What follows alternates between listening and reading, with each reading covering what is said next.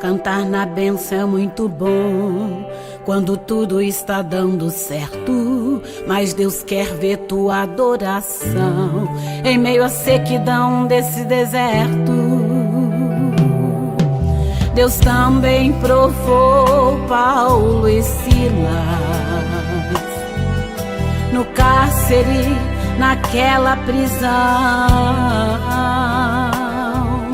O corpo estava machucado, pés e mãos amarrados,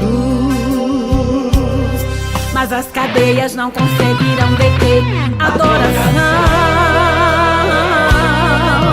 Mesmo machucados, feridos, cansados, o corpo moído, mas não se calaram. Ninguém entendeu o mistério de Deus. Enquanto um cantava, o outro orava, os presos ouviam, pois Deus trabalhava. A terra tremeu, o chão se moveu. Deus fez abalar toda aquela prisão, correntes e algemas ruíram ao chão. É forte o mover que Deus faz ao som da adoração. Ao som da adoração o inimigo não prospera. Ao som da adoração a enfermidade cai por terra. Ao som da adoração Deus faz ruir a Jericó. Ao som da adoração teu inimigo vira pó.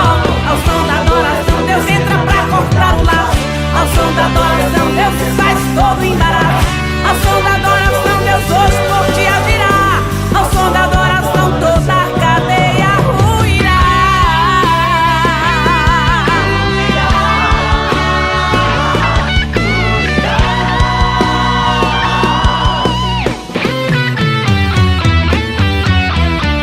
Está sofrendo, adora, é perseguido, adora, pois tem grande poder a tua adoração.